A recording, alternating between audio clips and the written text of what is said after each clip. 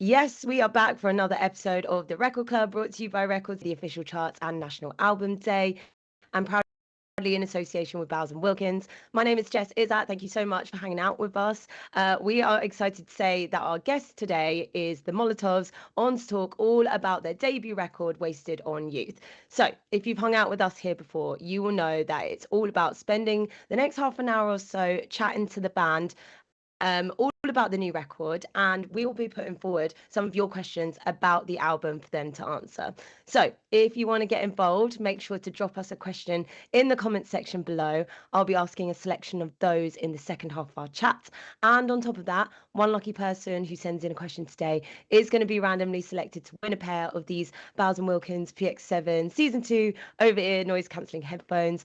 Yep, I've been listening to the album in them all day, so yeah, make sure to get involved with your questions.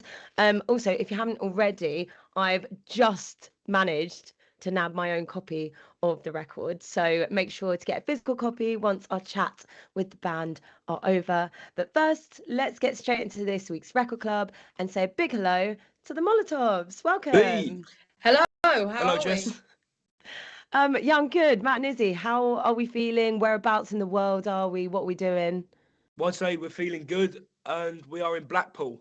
We're in the back of a HMV at the moment. We're in the staff The room. staff room, yeah. Yeah, I was going to Very say glamorous. the posters, I can't really make out what they are, but it's given a bit of like, I don't know, like school posters vibe, but I'm guessing they're bands. Well, that white one up there with like that white one up there with like sort of black, I don't know, black box in the middle of it. That's a staple from the specials. He did a signing and a thing here, which was really cool, to be fair. I mean, I'm a massive specials fan, and the manager here, Neil, is a big specials fan as well. So Yeah, that's wicked. You're going to need to get one of yours up there if you have one with you. We have. Wait, we? we've Or got, maybe we've like got a little sign sticker or something. You know, like how people manage to put stickers everywhere. I love this. It's like interactive. Yeah, it's so good. Well, obviously, I've got my record is so shiny. It's kind of the mantelpiece. Loads of people have also been to the walls and getting us to sign them like about half an hour ago. They haven't got anything left. Oh my God, That's that's a sign. amazing. Well, you know been what? nabbed. We actually start each week of the Record Club with a question from one of the many amazing record stores in the UK, but this one's up in Dundee from Le Freak, and they are saying, other than the obvious differences, what's it like playing in a record shop compared to a normal gig? Well, every record shop is, but I don't know. The environment is so much weirder because a lot of the time it's in the day as well, so it's more personal, I'd say, because it's sort of at first it's a bit awkward, so you just start chatting to the people in the crowd more like conversationally, whereas it's more like a show, should I say, or gig in the nighttime. I feel like you get to it must be easier to meet people as well at a record store gig than it is a normal gig. Well, gigs are very frantic as well. I mean, record shops, there's not a lot of alcohol either in them, so people aren't really. I don't think it's frantic. Yeah, we always make an effort after the gigs anyway to chat to people at the merch stand and get to know people who make the effort to come down to the gigs. But yeah, as you say, at all of these record shop days, we've hung out with the fans and met people who have seen us for the first time this week with all the kind of buzz around the new album, or people who have been here for like, 3-4 years and longer. I'd say big ups and big love to Le Freak up in Dundee. Are you going there? Have you been there? Never been to Dundee, no. No. Well, yeah, huge love to them for sending in the question. But yeah, let's get straight into the album. So the debut, and you've spoken about the fans already. Am I right in thinking that you're in a chart battle with Lily Allen? Yeah, we found out about that on, what was it? On Monday, we found out about that. And she's sort of been very supportive of us. She's going, I hope you do it. And we've been quite the opposite. Although, don't get me wrong, we've got nothing wrong with her, but we want to win. You know what I mean? We do want to beat her. She's been all peace and love with war and hate occasion. Yeah, it's balance. That's the opposite of what we normally sing about. But in this situation. Yeah, we did say what this means, but That is so good. Well, I mean, good luck with that, and obviously, like fans that are listening, obviously you need to tell them at the to be fair, they're doing their bit if they're at your record store signings anyway. So there we go. But yeah, I wanted to talk to you about this because it's quite relevant for us. Last week we had on the Cribs, famously siblings, and then recently it's been the Grammys. So we've had Grammy winning Billie Eilish and Phineas, and you guys as siblings as well, famously making good music together. What's your take on this, and what's your experience of siblings making music? Like, what's your take on this? Well, I mean, on the experience I've had, which is making music with her, and the music part is on the whole good. I think the process of it, all the rest of it is fighting, moaning, and shouting. So it's got its ups, it's got its downs. People like the whole sibling thing, and that's all. Like as brutal as we like with each other, because we know that we can make up in 5 minutes. You know, I don't know. Even the lowest of the lows, you know, we can resolve them. We can U-turn very quickly. You can't do that with other people. That's why like family's so special in that way. And I imagine, because obviously this is the debut record, you've known each other forever, and been making music for years. Like, this must not only be a collection of songs that you're but they must have been written over quite a long time. Like, what's the time frame? What are we talking with this album? About years, really. It's funny because I Yeah. feel like people don't think about that, do they, when it comes to a record? Oh, a lot of people think, like, people have been asking, like, when you set out to write the record, what were you thinking? What was the goal in mind? But when I was writing, I wasn't writing for a record. You know, I was just writing to get songs in our set. You know, when it came more serious band than we were, we started taking it, you know, more like a job and that sort of thing. We started to realise there was an album there. You know, when we started playing originals and all our own stuff, and that was quite exciting that people started singing along to it and knowing them and wanted to hear our own stuff rather than covers. And we realised after that there was an album there. Unfortunately, a lot of those songs shared kind of similar topics of either or. Yeah, I feel like you guys as a live band, that's how you've cut your teeth, and that's how you've got yourselves out there. That must mean that the live response to songs has been has shaped the album. Is that right?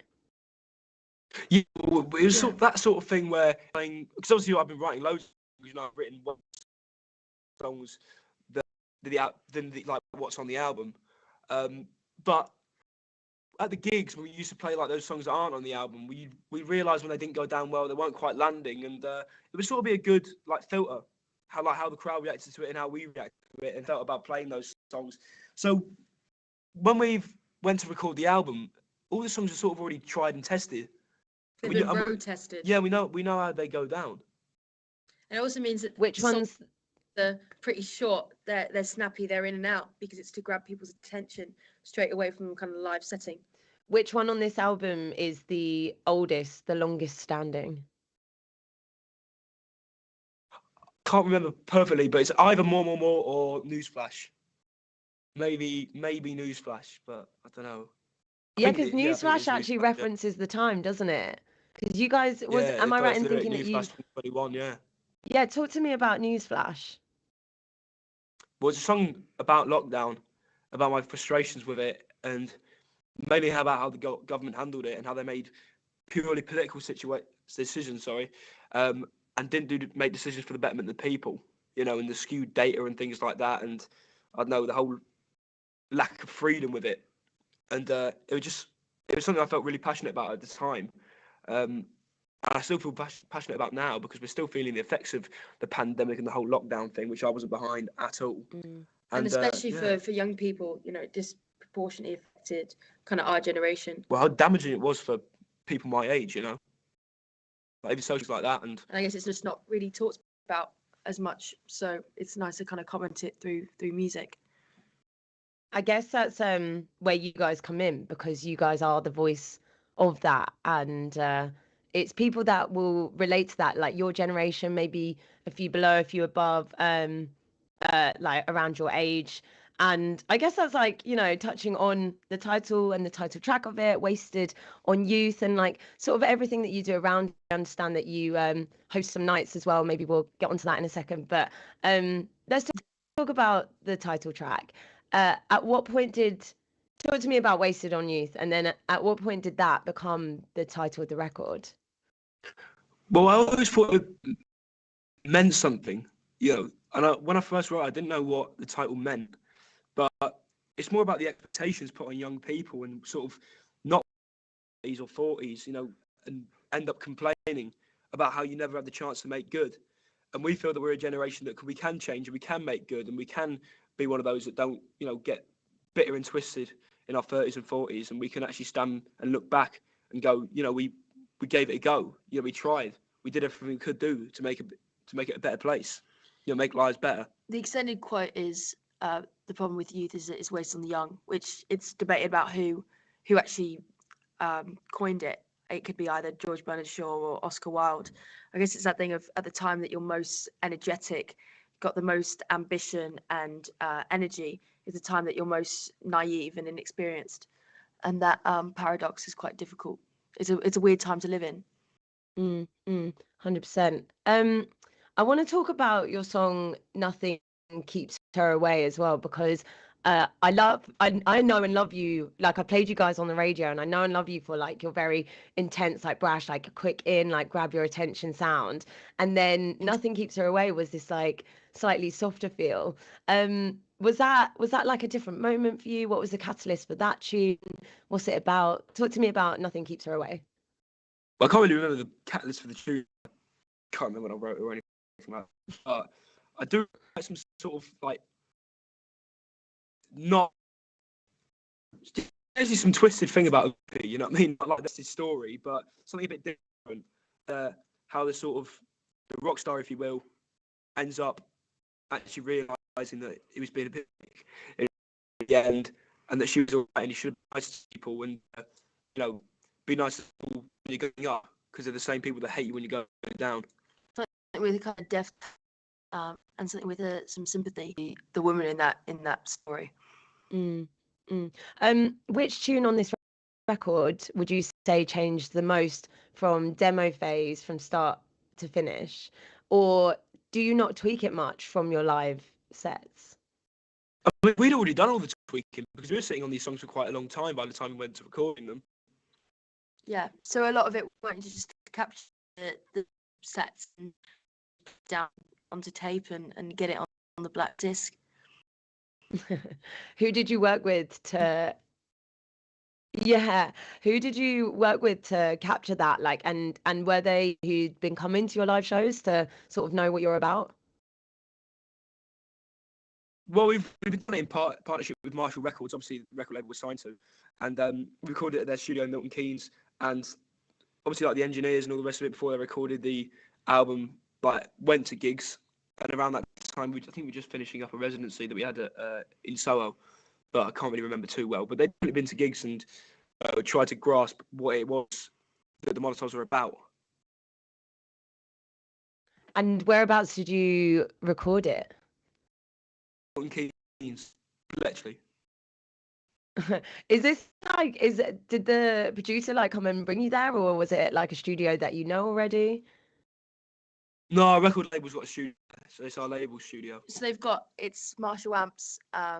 They've got their factory there. So It's got a studio with it, yeah. You've got the whirring of them banging and hammering together different applications and amps and things like that, and speakers in the background of the tracks. I've noticed lots of people getting involved, so we're going to come to the questions in 1 second. Get them to us if you haven't already. Another song that I picked out, Rhythm of Yourself. So I was listening to this phones around the house, and right at the end I noticed that there was like some sounds that you'd kept in as well, which really caught me off guard because I was like, am I in here on my own? And I was like looking around. But yeah, talk to me about Rhythm of Yourself. I think it's the one that I was returning to as one of my favorites. Well, it's a song about anything, but it stems from a actual interaction I had with someone in the music industry when I was just basically starting. really, and presented with a ridiculous contract, which would have completely, and the fact that when I was so young, you had people try to take advantage of you. I mean, for years on end, it was stuff like, after the contract, you give a cut of your money 15 years after. It's like that. I mean, ridiculous stuff. For a young kid. For a young kid, and the fact that we're trying to take advantage of that just because, they thought I was young and naive, and I think that's just a wake-up call. How obviously he goes like, change your clothes, change your face and hair, because he was trying to tell us also, making back guitars, ditch the whole mod haircuts and the suits and, the loafers, ditch all that. You need to be wearing baggy clothes, playing Fender Jazz Masters and having 50 pedals on your pedal board, But I mean, for anyone listening that's into gear, one pedal that's not my tuner, and it is a Maestro Boost, and that's it. This is the top bit of advice. I love this. I'm glad that you had the backbone and the strength and actually like the confidence that you knew better, because obviously that's why we are where we are today. I don't know, arm wrestling Lily Allen at the top of the charts. Okay, let's get stuck in. So Simon on the Record Club's Instagram is asking, is there a lyric on the album that sticks out most to you? Oh, do we have the lyric sheet? Got a lyric sheet. I should be able to think of something now. Yeah. Surely. What song? Maybe something from Wasting Youth. Yeah. I'd like to tell you now, but now's not the time. They've got you by the cheeks on their fishing line. I thought it was good. Obviously, yeah, I think in Today's Gonna Be Our Day, there's a song, don't stop talking, don't stop listening, I don't want to be the same. Life seems to be on a board, and we're going to change the game. Talking about, my hope for this generation, that it's not just a game, but if you treat it as one, we'll change it. We'll rewrite the rules.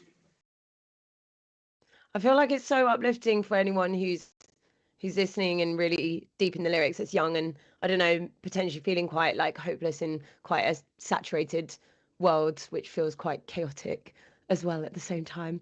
Well, we put that as the finished track on the album, Today's Going to Be Our Day, because we thought we don't want to leave people on a dour note. Because I guess, obviously, Rhythm Yourself is supposed to be very optimistic and, uplifting. But it could be interpreted that, like, it's whining about, how shite the music industry is and all that sort of thing. But, that's not about us at all, but it's overtly optimistic, Today's Gonna Be Our Day, and that's the message we wanted to leave with people, so they can get out and change it, and they've got the energy to afterwards. I wrote down the quote, I'd be witty in interviews and talk about things that I've got no clue. So I was wondering if there was any slander you wanted to share, but I'm not gonna do that to you. Amy on the Record Club. It's got another it's got another lyric as well in that. I hope it has other lyrics in that. Yeah, well, that's just shut it right down, isn't it? Yeah. We've got Amy on the Record Club's Facebook saying, what track was the hardest to finish and why? As in recording wise or writing wise? I'm gonna let you decide. Hardest to finish.